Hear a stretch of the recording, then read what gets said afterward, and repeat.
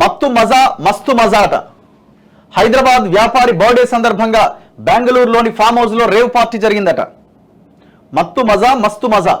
పార్టీలో ఏపీ రాజకీయ సినీ ప్రముఖులు, విమానాల్లో తరలించిన నిర్వాహకులట. విమానాల్లో తరలించినట వాళ్ళందరినీ. అర్ధరాత్రి దాటినా తాగేసి చిందులు. 70% పైగా ఏపీ తెలంగాణ వాసులే అట. 75% మంది మన వాళ్ళే ఉన్నారట, తెలుగు వాళ్ళే. కన్నడ సీరియల్ నటులు, మోడల్స్ సైతం ఉన్నారట.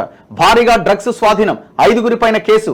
పార్టీ వద్ద ఏపీ మంత్రి కాకాని స్టిక్కర్ ఉన్న వాహనం. టాలీవుడ్ లో మళ్లీ ప్రకంపనలు. శ్రీకాంత్ పేరు కూడా వెలుగులోకి. అలాంటి అలవాట్లు లేవని వివరణ ఇచ్చిన నటుడు.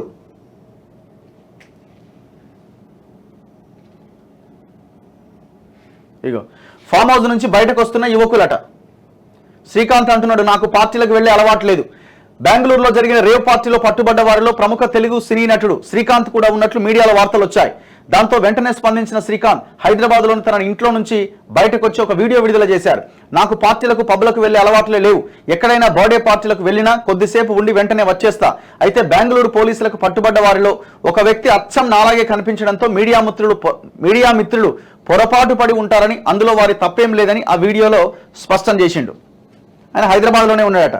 పార్టీలో నేను లేను అన్న హేమ ఉంది అంటున్నారట పోలీసులు. ఇది కూడా క్వశ్చన్ మార్క్తో ఉన్నది ఈ స్టేట్మెంట్, ఈ లైన్.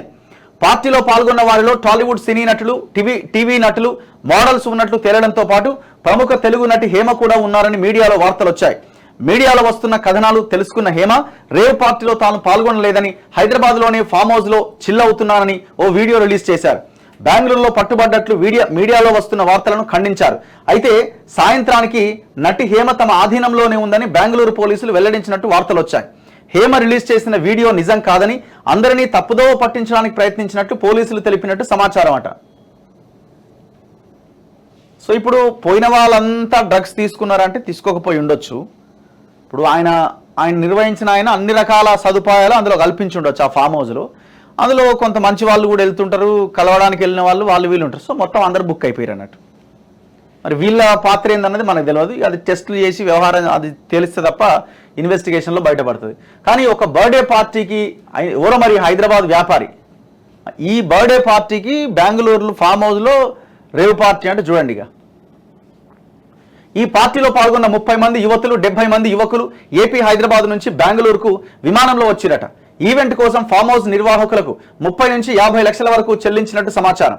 రేవ్ పార్టీలో పాల్గొన్న వారిలో సినీ రాజకీయ ప్రముఖులు ఎంతమంది ఉన్నారు, వారిలో ఎవరెవరు డ్రగ్స్ తీసుకున్నారు అనేది తెలియరాలేదు. అందుకోసం మెడికల్ టెస్టులు నిర్వహించడానికి ప్రత్యేక వైద్య బృందాన్ని రప్పించినట్లు ఎలక్ట్రానిక్ సిటీ పోలీసులు వెల్లడించారు. పట్టుబడ్డ వారికి ప్రస్తుతం వైద్య పరీక్షలు జరుగుతున్నాయి. ఆ తర్వాతనే పూర్తి వివరాలు వెల్లడిస్తాం. బెంగళూరులో జరిగిన రేవ్ పార్టీలో మత్తులో ఊగుతూ మస్తుగా ఎంజాయ్ చేస్తూ ఏపీ తెలంగాణకు చెందిన పలువురు రాజకీయ సినీ ప్రముఖులు పట్టుబడ్డారు. వారిలో పలువురు సీనియర్ నటులు, మోడల్స్ ఉన్నట్టుగా సమాచారం. హైదరాబాద్కు చెందిన బడా వ్యాపారి బర్త్డే సందర్భంగా బెంగళూరులోని ఒక ఫామ్ హౌస్ లో ఈ రేవ్ పార్టీ నిర్వహించారు. ఇప్పుడు ఆ బడా వ్యాపారి ఎవరు, ఆయన పార్టీ ఏందన్నది చెప్పొచ్చు కదా. చెప్తే వచ్చే ఇబ్బంది ఏముంది. ఈ దాడిలో 2 తెలుగు రాష్ట్రాలకు చెందిన రాజకీయ నేతలతో పాటు టాలీవుడ్ నటులు, మోడల్స్ మాదక ద్రవ్యాలు వినియోగిస్తూ అడ్డంగా దొరికిపోయారు. 5గురి పైన పోలీసులు కేసు నమోదు చేశారు. ఇటీవల హైదరాబాద్ లో తెలంగాణ నార్కోటిక్ బ్యూరో అధికారులు మాదక ద్రవ్యాలపైన ఉక్కుపాదం మోపుతుండటంతో సదరు వ్యాపారి బెంగళూరు ఎలక్ట్రానిక్ సిటీ పరిధిలోని జిఆర్ ఫామ్ హౌస్ లో బర్త్డే పార్టీ పేరుతో రహస్యంగా రేవ్ పార్టీ నిర్వహించారు.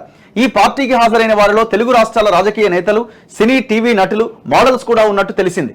పార్టీలో మద్యంతో పాటు పెద్ద ఎత్తున డ్రగ్స్ వినియోగించినట్టుగా తెలిసింది.